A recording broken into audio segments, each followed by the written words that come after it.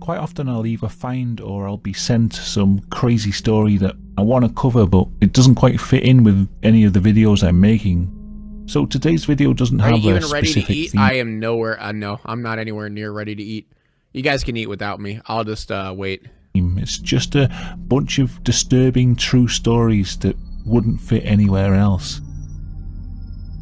This one was shared on the Discord server by Goose, so thanks Goose. Woman zips her boyfriend into suitcase and leaves him to die. This happened this year on the 24th of February. What? The woman's name was Sarah Boone. According to her, she and her boyfriend George Torres Jr. had been drinking all night when they decided it would be fun to play hide and seek. During the game, Sarah suggested that it would be funny if George hid inside a suitcase and she would zip it up. She told police that she then passed out drunk and awoke to find George still inside the suitcase, completely unconscious. Chat, this is why you just shouldn't get drunk. Like, what the fuck? Wouldn't it be hilarious if I just zip you up in that suitcase? Called an ambulance to the house, but by that point he was already dead. So at first it seemed like, although their actions were completely stupid, the death was an accident. That is until police checked her phone. On it they found two recordings in which Sarah Boone can be heard laughing whilst her boyfriend screams for help from within the suitcase. He can be heard on multiple occasions saying that he can't breathe and begging to be let out. Sarah can be heard to say, "That's what you get when you cheat on me." Without these recordings, she might be facing a manslaughter charge, but she's now been charged with second-degree murder. Oh, dude, why do people record, like, don't get me wrong, I'm glad she did because she got caught, but why do people record it? Hey, I'm killing someone, haha, let me...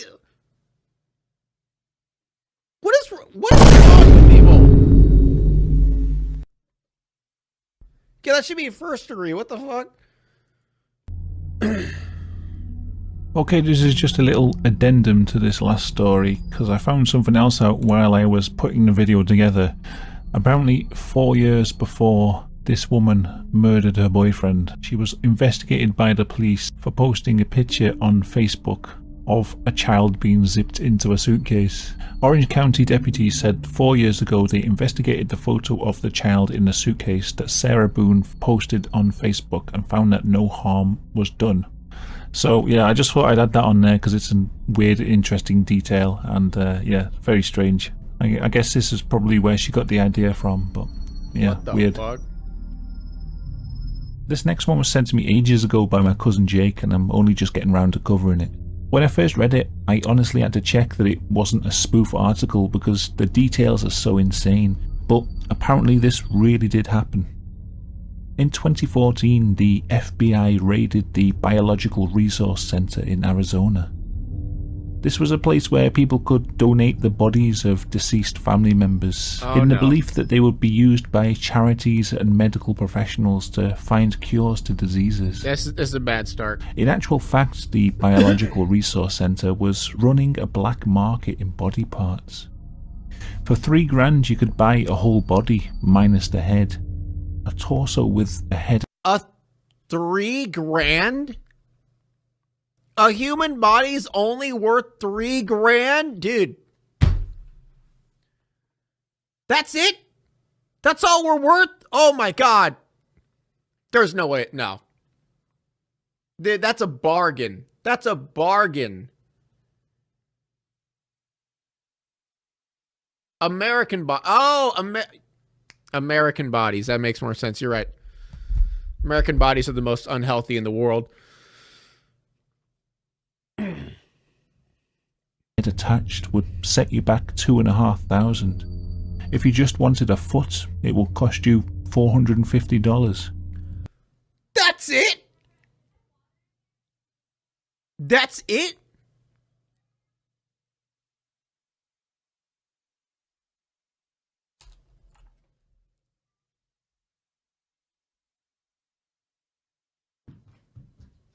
Oh, no, I'm not. I know. No, not for that. Nope, not for that. Nope. Not even for that. Nope.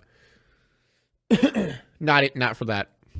The scene that greeted the FBI agents when they entered the property was worse than they could have imagined. Dismembered bodies were stacked up on top of each other with no way of identifying who the body had belonged to or what they had died of. Corpses were contaminated with various diseases and infections, and there were no checks to make sure contaminated tissue wasn't being sold to clients. There were buckets full of limbs, another one full of heads. Should I make a donation goal of $450 and it just says foot? Then if we reach that goal, then I'll have a foot.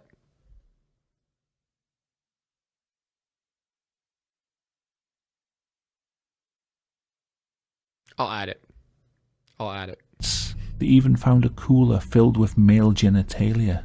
Oh! Most bizarrely of all, they found a male body with the head removed and a female head sewn onto the neck in its place. Oh! This corpse was hung up on the wall like some kind of freakish artwork.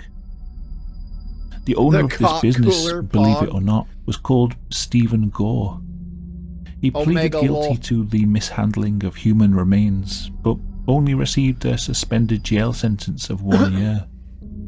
Eventually, family members who had donated bodies of their loved ones managed to sue the Biological Resource Center for a collective sum of $58 million. They had been misled to believe that the bodies would be used for medical research. A year.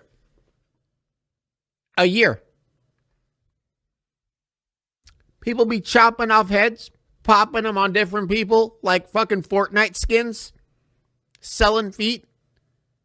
Like actual feet, not pictures of feet.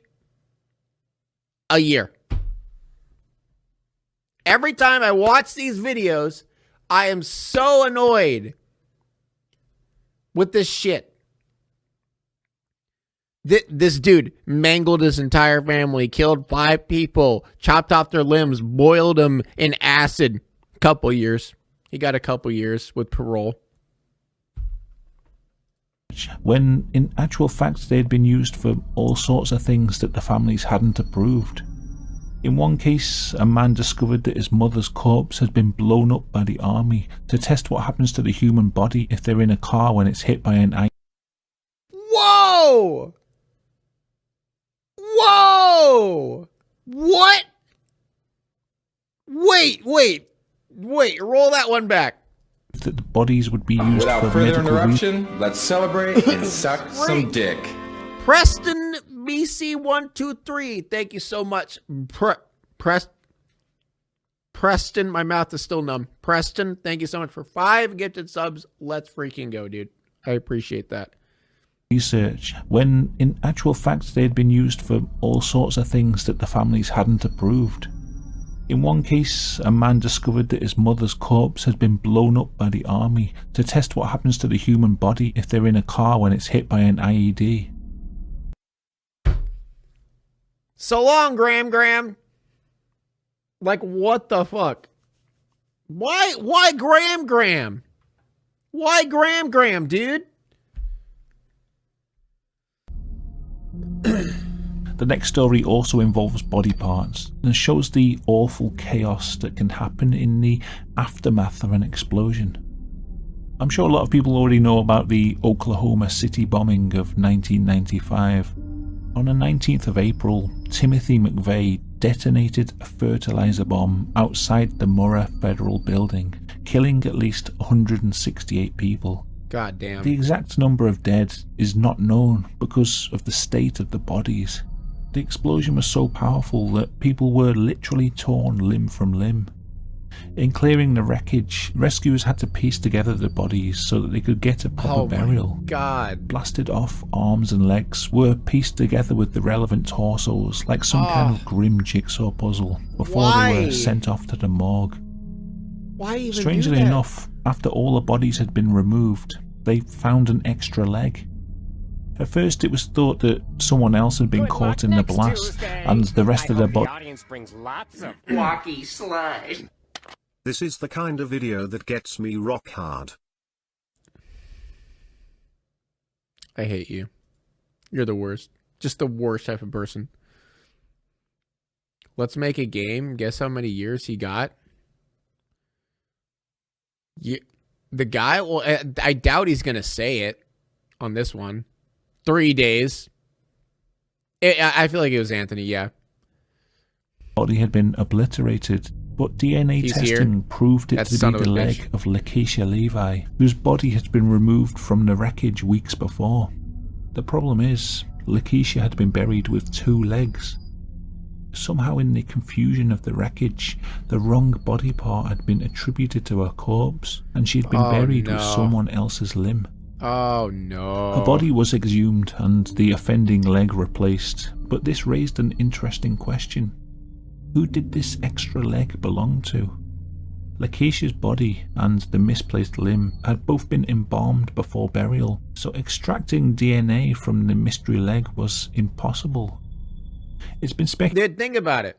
That probably happened to other people too. Like, probably not just her. I bet other people's limbs were switched. I mean, I wouldn't be surprised. Speculated that it could have belonged to an unidentified accomplice, somebody who helped McVeigh and had detonated the bomb at the source. It's possible that Lakeisha Levi was buried with the leg of the person who killed her. The world sucks. More likely, it just belonged to another victim. A few people were buried without intact bodies, but it's eerie to think how many more of them could be buried with the wrong body parts. Stop. What did I do?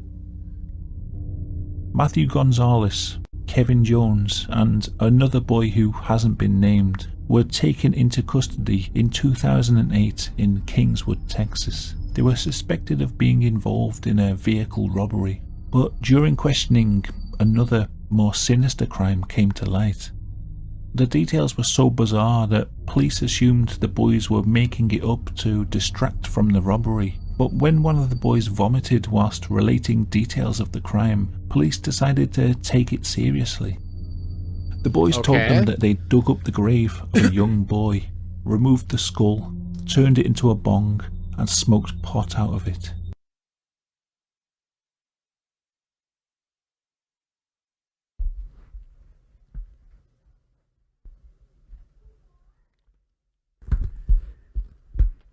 Pothead.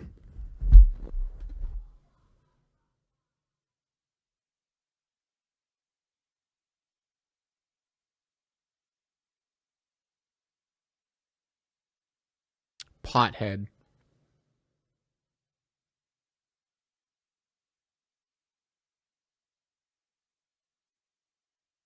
All right.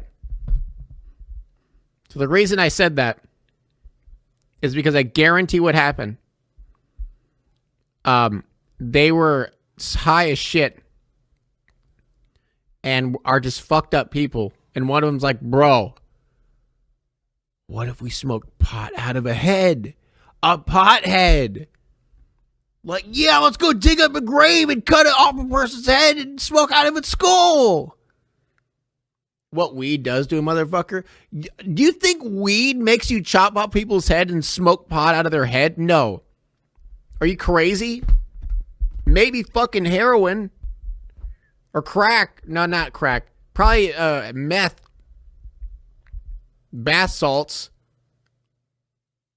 What the fuck?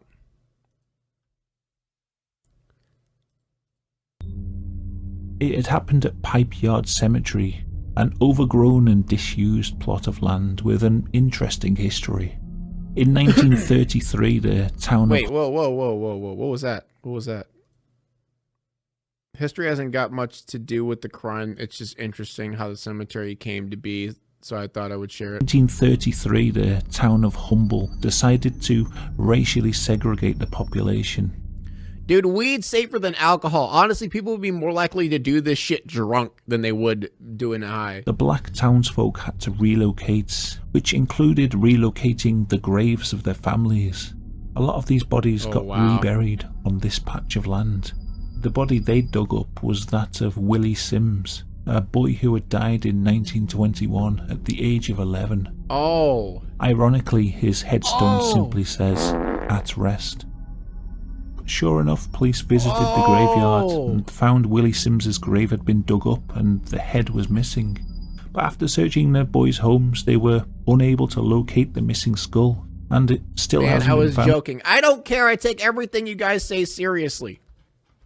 So if you guys say something stupid ironically, I'm gonna get mad. To this day.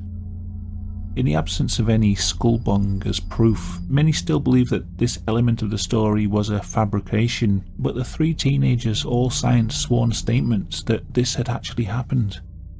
All three were charged with abuse of a corpse, a Class A misdemeanor. I can't find what happened to two of them, but I know that Kevin Wade got 240 days in jail, so I assume the others got a similar sentence. Okay. They got a misdemeanor for digging up an 11-year-old's corpse and smoking weed out of its skull. Do dead corpses just like don't count for crime stuff? Like do they just kind of like push, oh, it's a corpse. It's fine. You know, it's just a corpse. Like whatever. They're dead.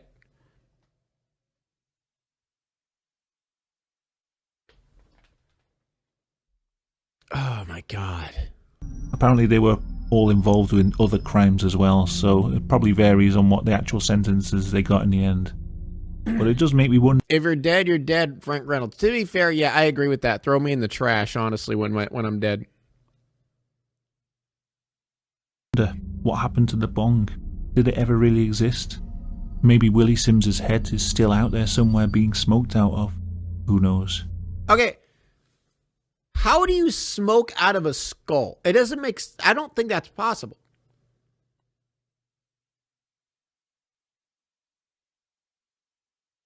Can you smoke out of a skull? Like, it's at the shape of, like... How would you do that? Well, they did it. True. Engineering. Yeah, they just happen to be really good engineers. This last story I picked just so I could read out this headline. Disabled man wakes to find his pet dog had eaten his toes.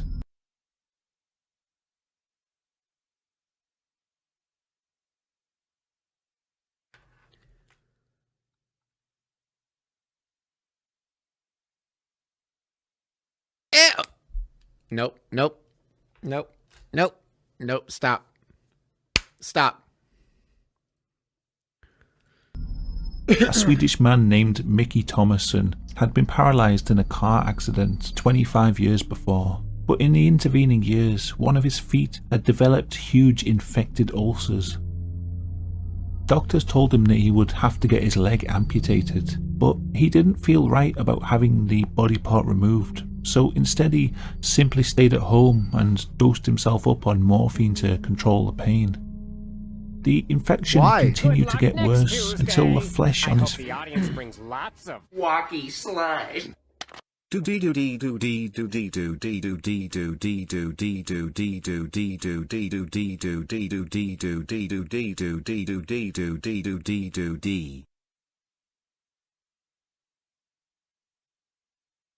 Thanks for that. Feet began to fester and rot. That night he had taken so much morphine that he knocked himself out so completely that he didn't even feel his dog chewing his feet. His friend came into his room the next morning with a cup of tea and shouted, "Wake up, the dog has eaten your toes." Thomason says the dog had obviously been working hard through the night and looked visibly exhausted. He says the incident made him realise that he needed to get his leg amputated. That's what made you realize it? The dog's starting to eat my toes. Yeah, we should probably get rid of the leg. It took for his dog to start eating his toes for him to be like, all right, now I think it's time. And so he's happy that the dog chewed his toes off. It gave him a new lease of life. Thanks, dog. What the fuck? And this isn't the only time something like this has happened. In 2008, a Lexington man named Terry Smith had 4 of his toes chewed off by his puppy while he slept. Smith, who is paralysed from the waist down, felt nothing. and was only alerted when his roommate noticed a pool of blood coming from his feet. Another case happened in Michigan in 2010. A man named Jerry Duthette passed out in a drunken stupor and awoke to find his dog looking up at him with blood around its muzzle. It had chewed off one of his big toes. He was rushed to hospital where it was discovered that he had type 2 diabetes. The chewed off toe. So, can dogs just tell if your legs are paralyzed or if you have diabetes? What? Toe had become gangrenous and the dog had only eaten the infected part. If the dog hadn't done this, Jerry probably would never have gotten his diabetes diagnosis and he would have died. And again, a similar case happened in 2011. A diabetic man from Oregon fell asleep on his couch and awoke to find his pet dog had eaten part of his foot, including 3 of his toes. The foot had become infected and started to decay. It's believed that the dog was acting instinctively and was trying to help by removing the rotting tissue. Dude, why are dogs like cracked? Like, why do dogs have so many buffs, dude? Like, what? Like, it's kind of, it's kind of fucked up that they do this, but I mean, they're doing it for a good reason. Oh my God, what? What now? What? Just wanted to say, man, I love your YouTube and it's cool to see you streaming. You're the best gay black streamer. Ban that guy. Who is this? Ban him. Ban this guy right now. This was only meant to be 5 disturbing true stories, but found so many about toes being eaten that I had to include the other ones as well. It's actually a shame the Biological Resource Centre got shut down, because it seems like it probably would be a good place to get some dog treats. I've got some more fan art to show off. I've had quite a few this week actually, and also I've had so many messages and things. Okay. Good job, Shrouded Hand. Good video. Now it's time to walk away. I hope you enjoyed your stay. Did you laugh or cry or maybe subscribed? I'll thank you either way. You know I will miss you. I hope you return. Tell your friend or your mother to get me more views, please.